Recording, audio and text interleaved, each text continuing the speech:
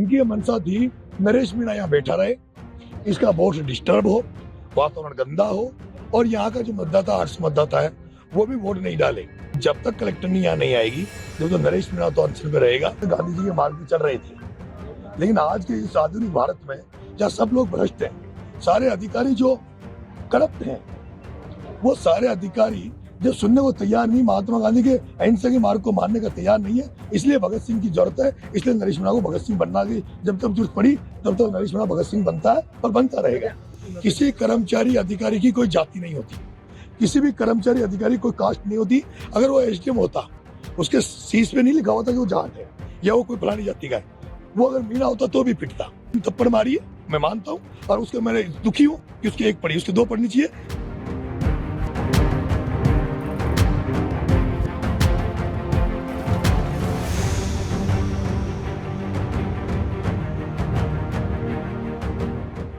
राजस्थान के टोंक में polling booth पर एसडीएम को थप्पड़ मारने वाला निर्दलीय प्रत्याशी नरेश मीणा फिलहाल फरार चल रहा था, लेकिन अब वे पुलिस की गिरफ्त में हैं।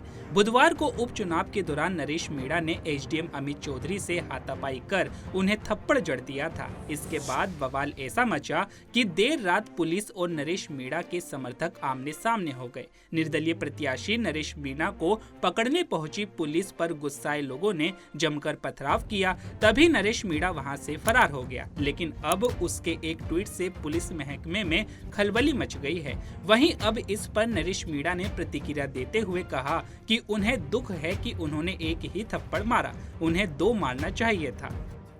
अचानक से हमें पता लगता है कि एक एसडीएम जो यहाँ बैठा है, जिसने पहले हिंडोली में एक दलित महिला के साथ मारपीट करी थी, और वो एपीओ हुआ था अमित चौधरी। उस अमित चौधरी ने यहाँ एक आंगनबाड़ी में एक जो महिला होती है उसको, एक जो टीचर है यहाँ पे उसको, और आंगनबाड़ी का जो महिला का जो पति था वो अपंग था, उन तीनों को दादागिरी से कि तुम्हें सस्पेंड कर देंगे, तुम्हारी नौकरी खा जाएंगे, तुम वोट डालो, और उनको तीनों को जबरदस्ती ले जाकर वोट उन्होंने डलवाया है। उस महिला ने अपना इंटरव्यू भी सबके सामने दिया है। उसके बाद हमें जब पता लगा तो जिस तरह से पिछले 25 तारीख से मेरे साथ हो रहा है, मेरे पोस्टरों को फाड़ा जा रहा है, मेरे लड़के अभी अलीगढ़ में थाने में बंद है, रात को मेरे लड़के बंद किए गए, मेरे को प्रचार करने से रोका जा रहा था। हर जगह ये प्लान किया गया कि भाई धीमी वोटिंग हो, इनके लोगों को वोटरों से को जाने से रोका जाए। यहाँ भी फिर हमने देखा कि अभी तक कलेक्टर नहीं आई। ये बड़ा दुर्भाग्य है। एसपी यहाँ बैठा हो तो अभी मैंने आधे घंटे पहले कह दिया भाई एसपी को बुला लो, मान लेंगे, लेकिन एसपी यहाँ होते हुए भी एसपी नहीं आया। डिप्टी को भेज रहे हैं और डिप्टी कह रहा मैं आश्वासन दे दूं 2 दिन बाद में अगर हम लाख लोगों को लेकर अगर कलेक्टर का घेराव करेंगे इस मुद्दों को लेकर, तो कलेक्टर कहेगा मेरे पास तो सूचना नहीं थी। हम ये चाहते थे आज रिटर्न में केवल कलेक्टर सीएम को मैसेज कर दे भाई इन गाँव को देवली से वापिस उपखंड जो इनका उनियारा से हटा के इनको देवली उपखंड किया है, जो उनियारा इनके 15 किलोमीटर पड़ता है, देवली 95 किलोमीटर पड़ता है। ये पूरा पंचायत का गाँव, 8 गाँव पंचायत में, उन सबका ये मुद्दा था।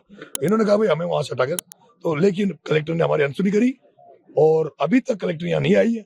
फिर लास्टली हमने होपलेस हो गए, क्योंकि इनका ये मनसा है, इनकी ये मनसा थी नरेश मीणा यहाँ बैठा रहे, इसका वोट डिस्टर्ब हो, वातावरण गंदा हो और यहाँ का जो मतदाता आर्ट्स मतदाता है वो भी वोट नहीं डाले, क्योंकि बहिष्कार का दिन उन 3 वोट डला गए।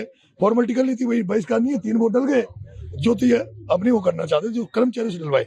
लेकिन अब ये तय हुआ है कि जो लड़ाई हम लड़ रहे हैं उसमें वो चाहते हमसे ये थे कि वोटिंग नहीं हो, तो हमारा उनका मकसद सफल हो रहा था।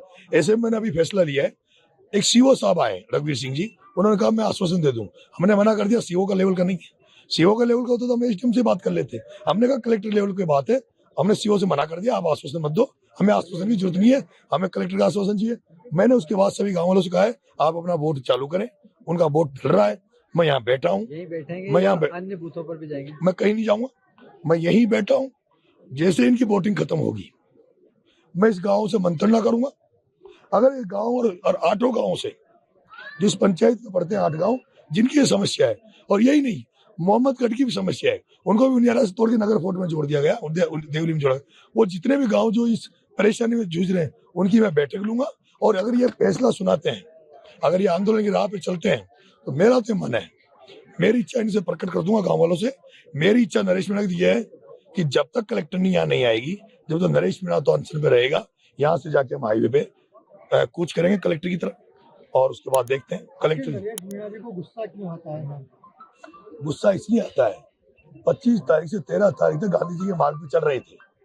लेकिन आज के इस आधुनिक भारत में जहाँ सब लोग भ्रष्ट हैं, सारे अधिकारी जो करप्ट हैं, वो सारे अधिकारी जो सुनने को तैयार नहीं, महात्मा गांधी के अहिंसा के मार्ग को मानने का तैयार नहीं है, इसलिए भगत सिंह की जरूरत है। इसलिए नरेश मीणा को भगत सिंह बनना की जब तक जरूरत पड़ी तब तक नरेश मीणा भगत सिंह बनता है और बनता रहेगा। पूरे क्षेत्र की अगर बात की जाए, बात हुई है मतदान जो है, आपके जो लोग हैं वो मतदान पे ध्यान दे रहे हैं या यहीं तक सीमित हो गए आप लोग? मेरा यहाँ कोई नहीं है, 100% मतदान हो रहा है, पूरी जी जान से लोग मतदान करने में लगे हुए हैं। मैंने सबको मना कर दिया, कसमें दे दी थी, यहाँ बाहर क्या है, मैंने कसमें दे दी, यहाँ आने की जरूरत नहीं है, आप अपना अपना बूथ संभालो, मैं अकेला बहुत हूँ। आज की घटना के बाद किस तरह की उम्मीद है चुनाव परिणाम को लेकर? मैं चुनाव जीतूंगा और मुझे फर्क नहीं पड़ता। मैं इस घटनाक्रम से आज मेरा नुकसान भी हुआ होगा बड़ा, मुझे 8-10 हजार वोटों का नुकसान हुआ होगा, मुझे फर्क नहीं पड़ता। मैं राजनीति ऐसी कर रहा हूँ जिस राजनीति में पद कोई बड़ा अहम नहीं होता। मैं कर्नल बैंसला के पद चिन्हों पे चल रहा हूँ, मैं काशीराम के पद चिन्हों पे चल रहा हूँ, मैं लोकेंद्र सिंह कालवी के पद चिन्हों पे चल रहा हूँ, जो लोग खुद नहीं बने और जिन्होंने पहचान बनाई, जिनकी मूर्तियां लग रही है। मेरा ही निवेदन, आज जो घटना हुई मेरे को पता लगा है कि उसको जाति विशेष से जोड़ा जा रहा है। मैं आपसे एक विशेष बात कहना चाहता हूँ, किसी कर्मचारी अधिकारी की कोई जाति नहीं होती, किसी भी कर्मचारी अधिकारी कोई कास्ट नहीं होती। अगर वो एसडीएम होता, उसके शीश पे नहीं लिखा होता कि वो जाट है या वो कोई फलानी जाति का है, वो अगर मीणा होता तो भी पिटता। और मैंने थप्पड़ मारी है, मैं मानता हूँ, और उसके मैंने दुखी हूँ कि उसकी एक पड़ी, उसकी 2 पड़नी चाहिए। जब मुझे ये पता लगा, अफसोस अब हो रहा है, अफसोस इसलिए हो रहा है मुझे, जब बाद में ये पता लगा कि इस अमित चौधरी ने हिंडोली में एसडीएम रहते हुए एक दलित महिला के साथ बदतमीजी करी थी, उस दलित महिला के साथ मारपीट करी थी, उस मामले में एपीओ हो चुका है। और ये इतनी एकड़ी में ये गुंडा मानता है अपने आप को, वही गुंडागर्दी यहाँ कर रहा था, जबरदस्ती वोट दिला रहा था। मैं उन जाट भाइयों से कहना चाहता हूँ जो इसको जाति का मानते हैं, अगर ऐसा मानते रहे तो कल से इस देवली में एक नारा दिया है मैंने कि अगर कोई अधिकारी कर्मचारी भ्रष्टाचार करेगा, कोई किसानों से आमजन से अगर रिश्वत खाएगा, तो उसको नरेश मीणा काला मुंह करके गधे में बिठाएगा।